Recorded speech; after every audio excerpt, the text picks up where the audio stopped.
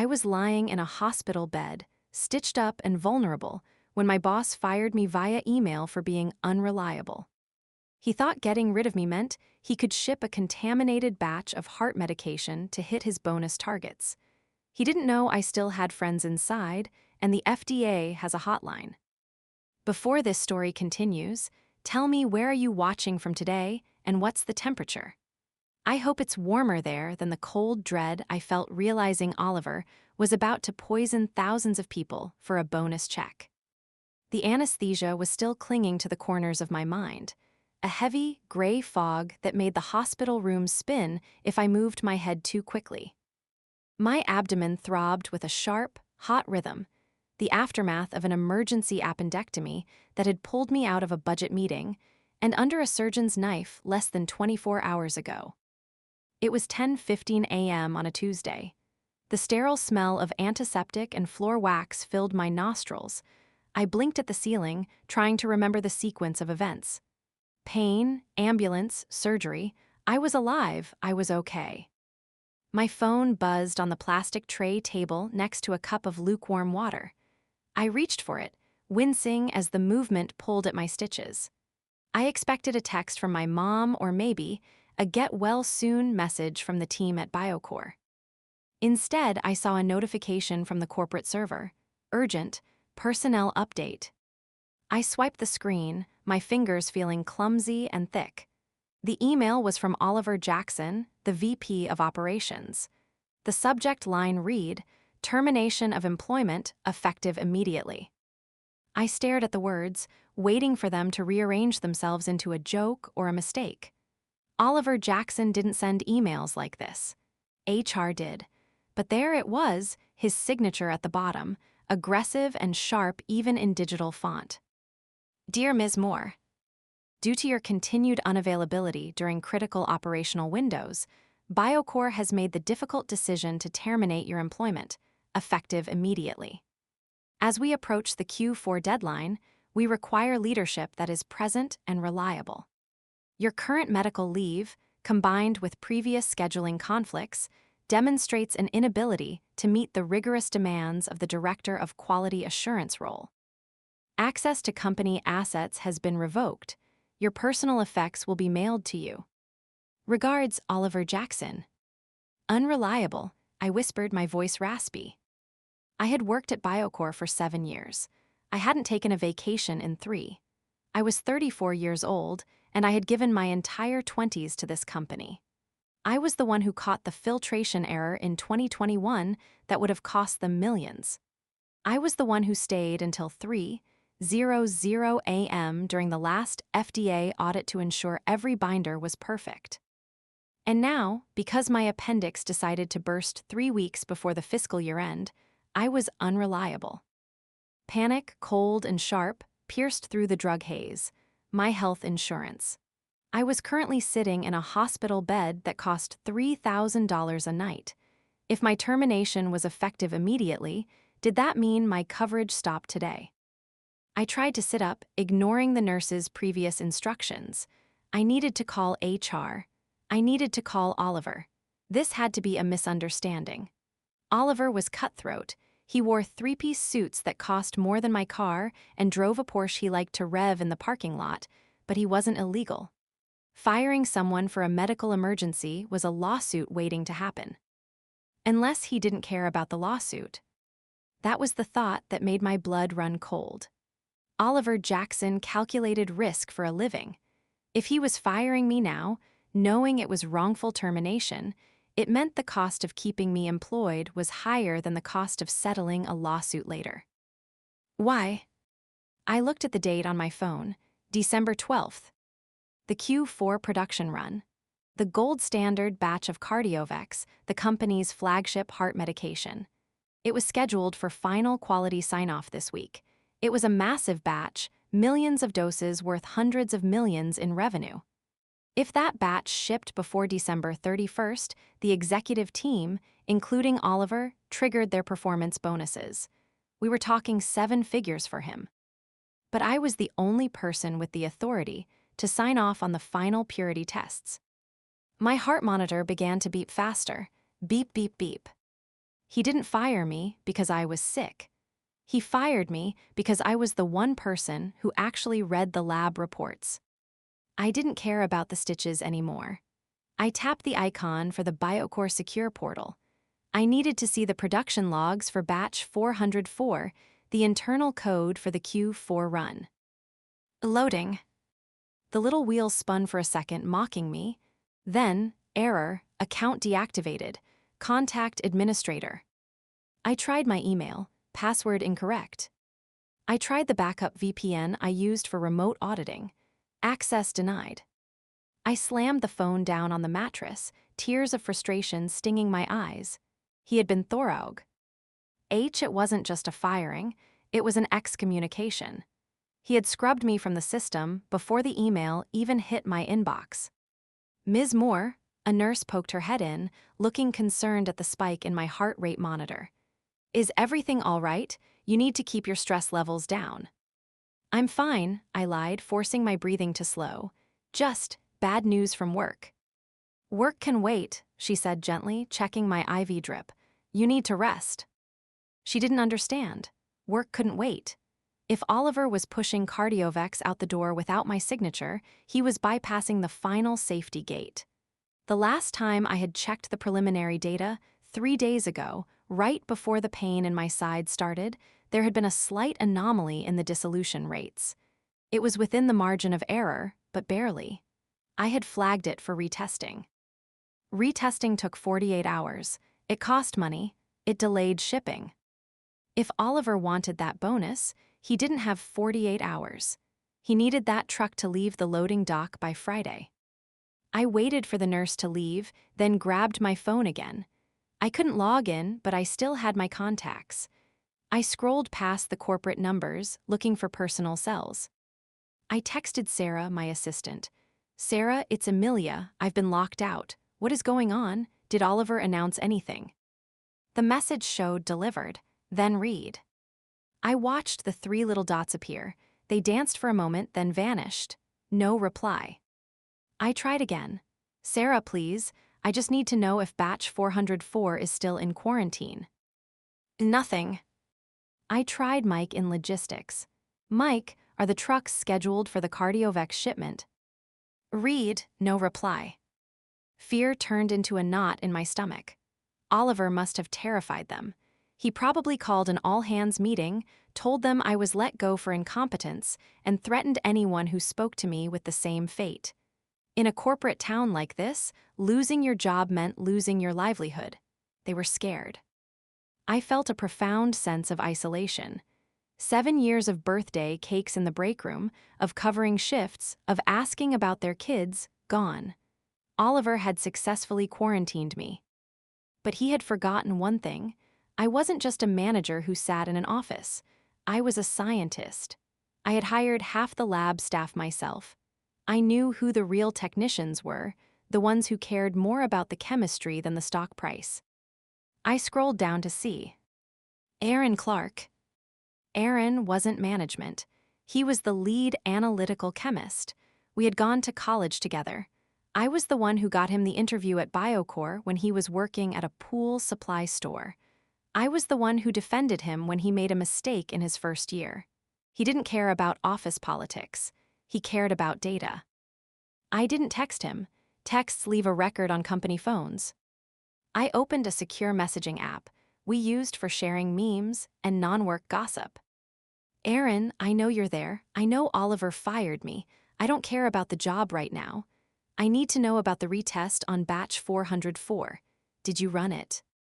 I stared at the screen, my thumb hovering. It was 11:00 a.m. He would be on his lunch break soon.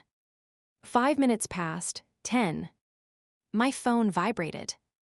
Amelia, stop texting. He's monitoring everything. My stomach dropped. A second message appeared immediately after. Meet me, not at the office. The coffee shop on 4th, 30 mins. If you're in the hospital, send someone else. I have something you need to see. I couldn't leave the hospital. I was hooked up to an IV, and I could barely walk to the bathroom without assistance. But Aaron didn't know the severity of my surgery. He just knew I was out.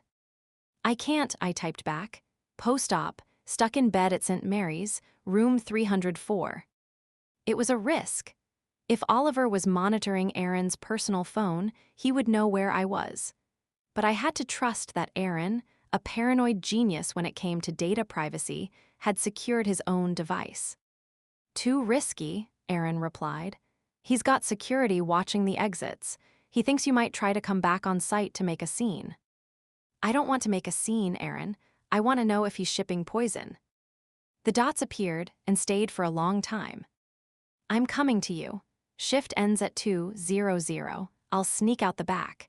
If I'm not there by 2:30, assume I've been walked out too. The next 3 hours were the longest of my life. I sat in the sterile silence, watching the clock on the wall tick. 12:00, 1:00, 1:45. At 2:15 p.m., the door to my room cracked open. It wasn't a nurse. Aaron Clark slipped inside, looking like he was expecting a SWAT team to rappel through the window.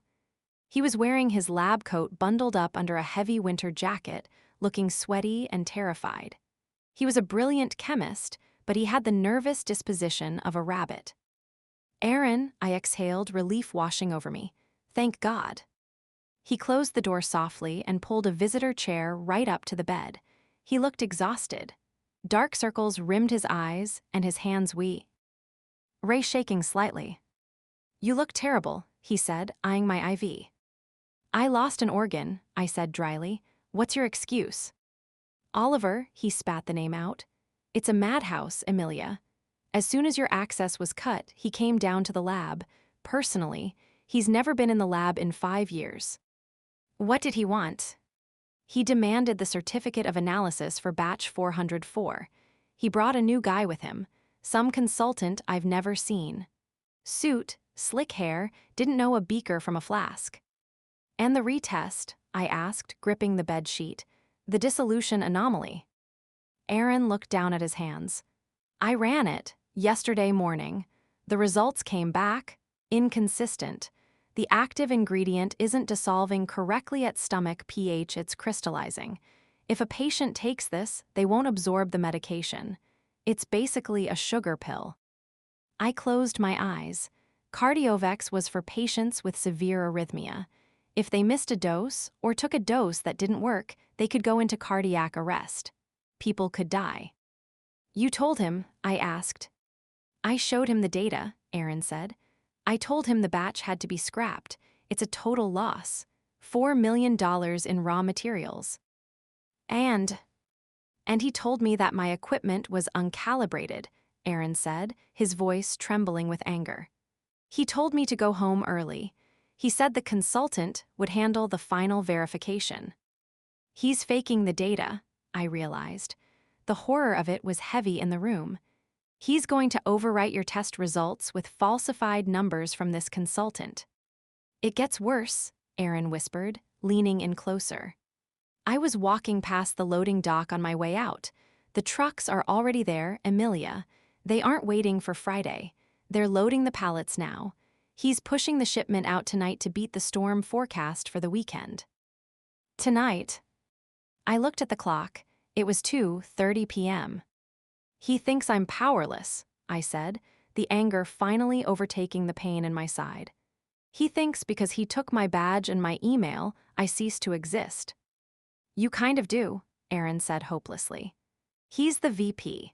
Who's going to believe a fired employee and a junior chemist over the official documentation signed off by an external consultant? I looked at Aaron. Did you save the raw data, the real test results showing the crystallization? Aaron tapped his chest pocket. I made a backup on a flash drive before he locked me out of the terminal, but it's encrypted. And even if we have it, who do we show it to? By the time a lawyer looks at this, the pills will be in pharmacies. We don't need a lawyer, I said, reaching for the phone I had thrown on the bed. My hand wasn't shaking anymore. We need the nuclear option. What are you going to do? Aaron asked, eyes wide. I'm going to call the one group of people Oliver Jackson is actually afraid of. I unlocked my phone and dialed a number I had memorized during my first week of training, a number most people in the industry, hoped they never had to use. The FDA Office of Criminal Investigations. "Are you sure about this?" Aaron asked, his finger hovering over the enter key on his battered laptop. He had tethered it to his phone's hotspot, bypassing the hospital's insecure Wi-Fi. "Once we decrypt this and log into the FDA portal using your old credentials, there's no going back. If Oliver finds out I helped you, I'm not just fired. I'm blacklisted, maybe sued." I looked at him, really looked at him. Under the fluorescent hospital lights, he looked younger than his 32 years. I remembered the day I hired him. He had come into the interview wearing a suit that was 2 sizes too big, sweating through his shirt, terrified because he had a gap in his resume from when he took care of his sick mother. HR wanted to pass on him. They wanted someone with more polish. I fought for him. I saw how he organized his portfolio. I saw a mind that didn't just follow procedures but understood why they existed. 6 months later, when my father passed away and I was drowning in grief, Aaron was the one who quietly took over my workload for a week so I didn't fall behind. He never told anyone. He just did it. "Aaron," I said, my voice steady despite the throb in my side, "you remember the clean slate protocol?" He nodded slowly. "It was a term we used in the lab. If a sample is contaminated, you don't try to filter it. You dump it and start over. You can't fix a poisoned well." "Oliver has contaminated the entire company," I said. "If that drug goes out, it's not just a lawsuit. It's grandmother's going into cardiac arrest. It's father's not waking up. If we stay silent, we are accomplices. Do you want to be the guy who knew and did nothing?" Aaron took a deep breath. He adjusted his glasses, a nervous tic I had seen 1,000 times. Then, the fear in his eyes hardened into something else. Resolve. "He called me a button pusher," Aaron muttered, the anger finally surfacing. "Oliver, when he came to." "The lab," he said, "just push the button and print the paper, Clark. Nobody pays you to think." "Let's show him what happens when you think," I said. Aaron hit enter. A progress bar filled the screen, decrypting local drive, 100%. "Okay," Aaron said, typing furiously now. "Here is the raw data file I pulled directly from the high-performance liquid chromatography machine. This is the fingerprint of the drug before anyone touched it." He opened a window. Jagged lines, chromatograms spiked across the screen. To a layman, it looked like a heart monitor. To me, it was a language. "And here," Aaron opened a second window, "is the report the consultant uploaded to the server 30 minutes ago. The one Oliver is using to release the batch." He dragged the windows side by side. "Look at the timestamp," I said, pointing at the screen. "That's impossible." "Exactly," Aaron said, tapping the screen. The official report showed a clean, perfect peak at 14.2 minutes, the retention time for the active ingredient in Cardiovex. It was a textbook graph. Too perfect. "This data," I whispered, realizing the sloppiness of the fraud. "It's not from today." "Nope," Aaron said. "I recognize the background noise signature. See that tiny blip at 2.1 minutes? That was a system ghost we had in Machine 3 last year. We fixed that sensor in January." "He copy-pasted old data," I said, leaning back against the pillows, stunned by the audacity. "He didn't even bother to run a fake sample. He just took a PDF from a successful batch in 2024, changed the date header, and slapped a new signature on it." "He thinks nobody looks at the raw metadata," Aaron explained. "He thinks the FDA auditor will just look at the summary page and rubber stamp it because we're Biocore." "He's right," I admitted. "Usually they do, unless someone tells them exactly where to look." I needed to see the failure, the real one. "Show me the actual run from this morning, batch 404. Aaron minimized the fake report and maximized the real data. It was ugly. Instead of a sharp, clean peak, the line was jagged, broad, and split. It looked like a mountain range instead of a spire. "Crystallization," I murmured. The science was undeniable. The active compound hadn't stayed in solution, it had crashed out into microscopic crystals. "It's worse than that," Aaron said, scrolling down to the purity table. Because it crystallized, the distribution is uneven. I ran 3 pills from the hopper. Pill A had 10% of the required dose. Pill B had 15%. And pill C? I asked, dreading the answer. Pill C had 300%, Aaron said quietly. It's a hot spot. My blood ran cold. A hot spot meant that while some pills were duds, others were overdoses. If a patient took a pill with 300% potency, their blood pressure wouldn't just drop, it would bottom out. They would pass out. If they were driving, they'd crash. If they were sleeping, they might never wake up. He is shipping landmines, I said. He's putting Russian roulette in a pharmacy bottle. The trucks are at the dock, Amelia. Aaron checked his watch. It's 3:15 p.m. Shifts change at 4:00. Once the new drivers sign the manifest, those pallets leave the secure zone. Once they hit the interstate, tracking them down takes days. By then, they'll be at distribution centers. We don't have days, I said. We have 45 minutes. Okay, I said, my director voice activating despite the hospital gown. We are going to file a Form 3911. The FDA Consumer Complaint Coordinator for our district is specialized in immediate threats. Form 3911, Aaron asked, his fingers hovering over the keyboard. It's the nuclear whistle, I said.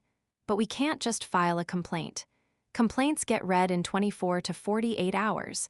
We need an emergency action. I grabbed my phone.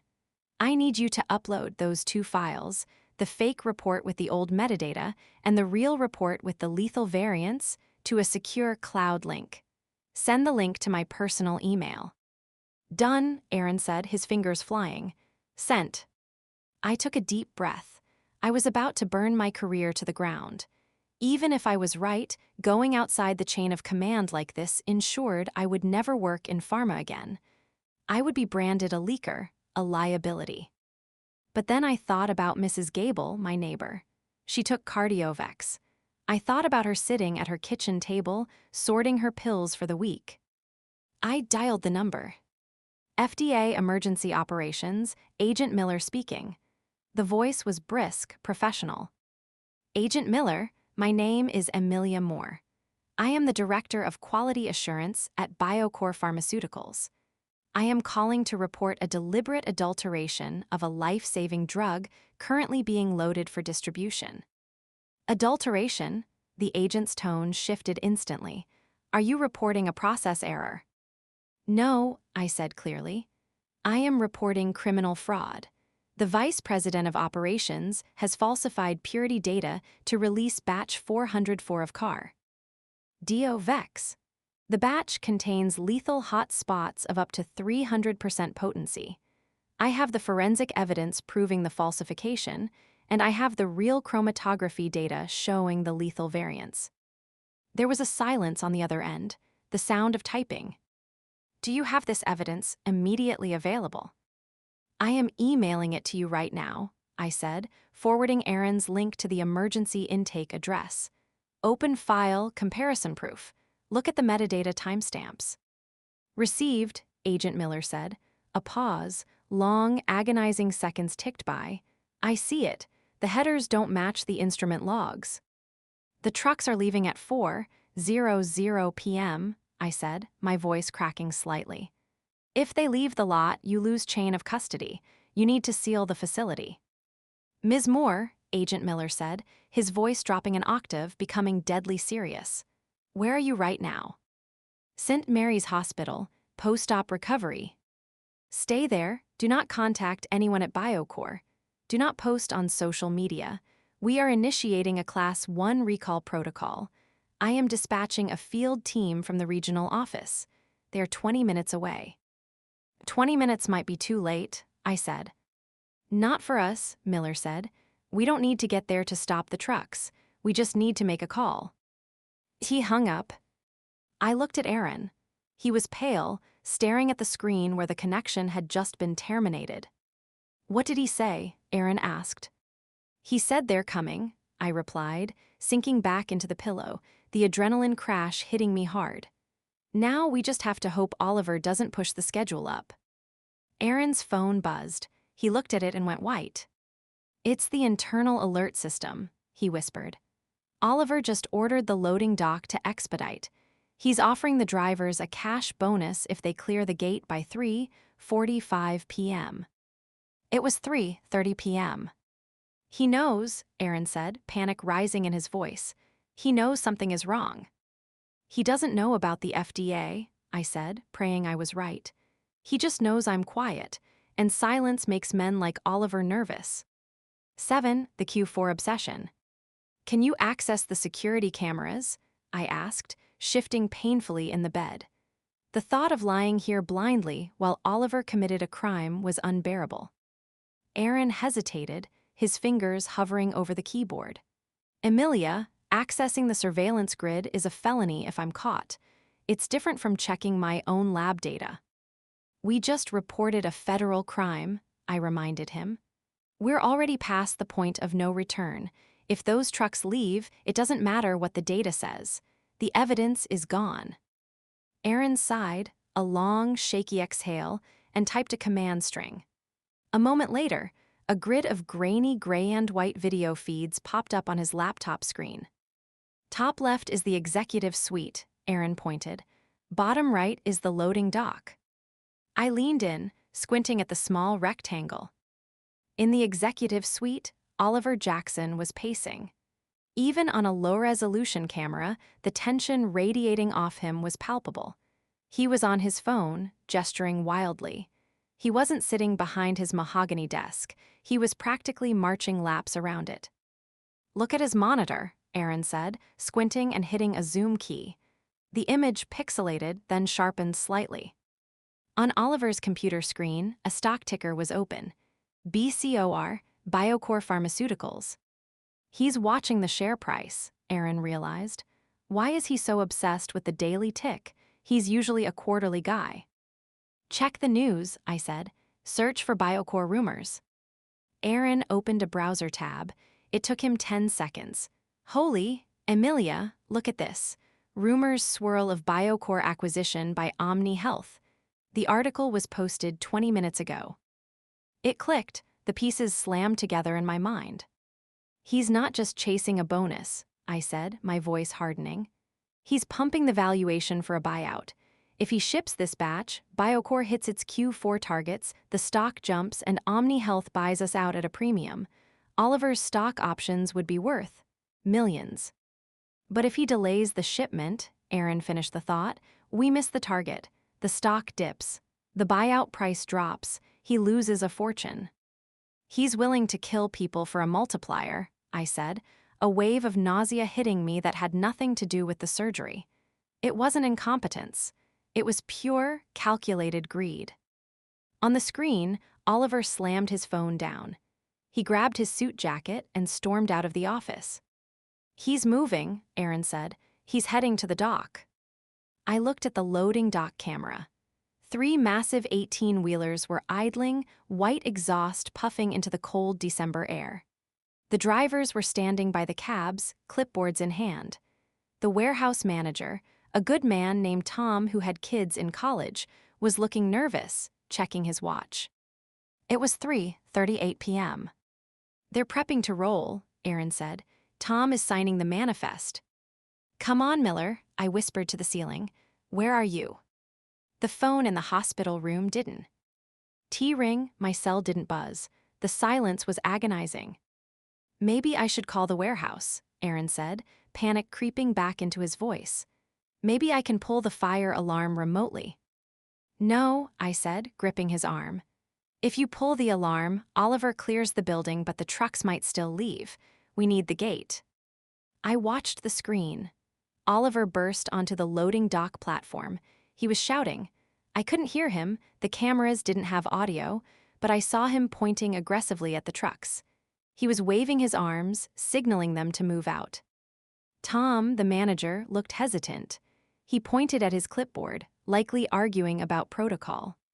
Oliver snatched the clipboard, signed it himself with a furious slash of a pen, and shoved it back into Tom's chest. He's overriding the safety hold manually, I said. He just put his own signature on the chain of custody. He's insane. The first driver climbed into the cab. The brake lights of the lead truck flared bright red. "They're leaving," Aaron said. "Emilia, they're leaving." Suddenly, the image on the laptop flickered. A red banner flashed across the top of the security feed. "System lockdown, level 5. "What did you do?" I asked Aaron. "I didn't touch anything," he cried, holding his hands up. "That's not me, that's root access." On the screen, the automatic bay doors, the massive metal shutters that sealed the warehouse, began to descend. Usually, these doors moved slowly. Now, they were dropping fast. The driver of the lead truck slammed on his brakes as the metal door rattled down in front of his bumper, cutting off the exit from the building. The warehouse strobes began to flash. Not the fire alarm white, but a distinct amber pulse. "Biohazard/regulatory containment protocol," Aaron breathed. "I've never seen it activated in real life. It shuts down all ventilation, locks all exterior doors, and disables the badge readers." The FDA didn't just call, I realized, a grim satisfaction settling in my chest. They hit the kill switch. In the video, Oliver was freezing. He looked up at the amber lights, confused. He ran to the control panel on the wall and started mashing buttons. Nothing happened. The bay doors were sealed. He turned to the drivers, screaming something, pointing at the smaller personnel door. "He's trying to get them to hand-carry boxes," Aaron asked. "That's desperate." "It's over," I said. "He just doesn't know it yet." Then, on the exterior camera feed, the one showing the parking lot, we saw them. 4 black SUVs with federal plates tore into the parking lot, bypassing the security gate, which had been remotely raised to let them in. They were followed by 2 local police cruisers. They didn't park in the visitor spots. They drove straight onto the tarmac, screeching to a halt in front of the loading dock ramp, blocking the only exit path for the trucks. We watched in silence, the only sound in the hospital room the rhythmic whoosh of my IV pump. It felt like watching a movie, but the stakes were terrifyingly real. The doors of the SUVs flew open in unison. Agents in windbreakers with FDA, OCI, Office of Criminal Investigations, emblazoned on the back stepped out. They weren't carrying clipboards. They were carrying sidearms and warrants. Agent Miller, I assumed the tall man in the lead was Miller, walked up the concrete ramp with a purpose that terrified me even from miles away. Oliver was standing on the dock. The arrogance seemed to drain out of him instantly. He took a step back, bumping into a pallet of the contaminated Cardiovex. We saw the conversation unfold in body language. Miller held up a badge. Oliver pointed at the building, trying to deflect, likely blaming a glitch. Miller didn't look at the building. He pointed at the trucks. Then Miller pointed at Oliver. 2 other agents moved past them, heading straight for the trucks. They slapped bright orange stickers, embargoed onto the trailers. They began stringing yellow tape across the bay doors. "They're sealing the lot," Aaron said, his voice filled with awe. "Class 1 recall, it's effective immediately. Nothing leaves that property." Back on the dock, the argument was escalating. Oliver was red-faced, gesturing wildly. He looked like a cornered animal. He pulled his phone out, probably to call legal. Miller reached out and took the phone from Oliver's hand. "Oh my God," Aaron whispered. "Did he just confiscate the VP's phone?" "Evidence," I said. "If Oliver was trading on insider info or texting the consultant to fake the data, that phone is the smoking gun." Oliver looked shocked. He reached for the phone back. That was his mistake. You do not reach for a federal agent. Miller stepped in. He spun Oliver around. I saw the glint of silver on the grainy feed. "Handcuffs." "They're arresting him," Aaron said, his voice high and tight. "They're actually arresting him right there on the dock." I watched as the man who had fire. Me 4 hours ago, the man who had called me unreliable while I lay in a hospital bed, was marched down the metal stairs, his hands cuffed behind his back, past the very trucks he had tried to weaponize for a bonus. He was shoved into the back of one of the SUVs. I slumped back against the pillows, the energy suddenly draining out of me. The adrenaline that had sustained me since 2:00 p.m. evaporated, leaving only the dull ache of my incision and a profound exhaustion. "We did it," Aaron said quietly. He closed the laptop. "Nobody died." "Not today," I whispered. But as I closed my eyes, I knew it wasn't over. Oliver was rich. He had lawyers. He would spin this. He would blame the consultant. He would blame the lab. He would blame me. I opened my eyes and looked at Aaron. "Don't get comfortable," I said. "The arrest is just the beginning. Now we have to testify." The days following the raid were a blur of pain medication and federal agents. My hospital room, usually a place of rest, transformed into a makeshift command center for the Office of Criminal Investigations. Agent Miller visited me the next morning. He didn't wear the windbreaker this time. He wore a sharp charcoal suit and carried a thick file folder. He pulled the chair up to my bedside, the same spot where Aaron had sat terrified less than 24 hours prior. "How are the stitches?" he asked, his tone surprisingly gentle. "Pulling a bit," I admitted, "but better than my conscience would feel if that truck had left." Miller nodded. He opened the folder. "I wanted you to know what we found. You were right about the crystallization, but it goes deeper." He pulled out a photo. It was the consultant Oliver had brought in, the man who had signed the fake certificate of analysis. "His name is Julian Vane," Miller said. "He isn't a chemist. He's a suspended real estate attorney who lost his license for fraud 3 years ago. Oliver paid him $10,000 cash to wear a lab coat and sign a PDF. I felt a chill that had nothing to do with the hospital air conditioning. He hired an actor to sign off on heart medication. "He was desperate," Miller said. "We seized the servers. We found the emails. Oliver knew about the crystallization 3 weeks ago. He tried to pressure your predecessor, the guy who retired suddenly in October, to sign off on it. When he refused, Oliver pushed him out and promoted you, thinking you'd be easier to control because you were younger. And when I didn't play ball, he waited for you to get sick," Miller finished. "He saw your surgery as a tactical opportunity. He drafted your termination letter the moment the ambulance left the parking lot." I looked out the window. The sky was a crisp winter blue. "What happens to the facility?" "Sealed," Miller said. "Biocore is effectively a crime scene. We've issued a consent decree. No product leaves that building until every single batch from the last 2 years is retested by a third party." "The stock," he grimaced. "Well, let's just say the market reacted poorly to the news that the VP was arrested for manufacturing fraud." "And Aaron?" I asked. "He helped me. He accessed the system without authorization." Miller cracked a rare smile. "Technically, yes, but we're treating him as a cooperating witness under the Whistleblower Protection Act. He's currently helping our forensic team decode Oliver's encrypted drives. The kid is brilliant. We might offer him a job." I let out a breath I didn't know I was holding. "Good, he deserves it." "Rest up, Ms. Moore," Miller stood up. "The grand jury convenes in 2 weeks. We'll need your testimony. But for now, you saved a lot of lives." 3 months later, the courtroom was freezing. I sat in the witness box, adjusting the microphone. My scar had healed into a thin silver line, but the emotional phantom pain of the betrayal still lingered. Oliver Jackson sat at the defense table. He looked deflated. The expensive suits were gone, replaced by a standard-issue jumpsuit for the arraignment, though today he was back in civilian clothes for the hearing. He looked smaller. The arrogance that had filled the hallways of Biocore was replaced by a twitchy, nervous energy. The prosecution had been methodical.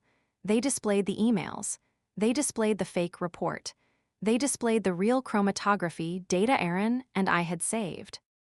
But the nail in the coffin wasn't the science. It was the money. The prosecutor, a sharp woman named D.A. Reynolds, projected a document onto the screen. It wasn't a lab report. It was a draft merger agreement. "Mr. Jackson," Reynolds said, pacing in front of the jury. "Can you explain this document found in your personal safe?" Oliver remained silent, his lawyer whispering furiously in his ear. "I'll explain it for you," Reynolds continued. "This is a letter of intent for the acquisition of Biocore by Omni Health. The purchase price was set at $45 per share, a 40% premium over T. Market value, but there was a clause, wasn't there? A clause that stated the deal was contingent on Q4 revenue targets being met." A murmur went through the courtroom. "You weren't just trying to get your annual bonus," Reynolds said, turning to face him. "You were orchestrating a pump and dump. You intended to push the contaminated batch to hit the revenue target, trigger the buyout, and cash out your stock options for a total of $12 million. You planned to be sipping margaritas on a non-extradition beach by the time the first patient died." I stared at Oliver. It was the life twist I hadn't seen coming. He hadn't just been reckless, he had been building a golden parachute out of patients' lives. He knew the company would implode when the recalls started, but he planned to be sold out and gone by then. Oliver stood up, his face red. "I was saving the company. We were insolvent without that deal."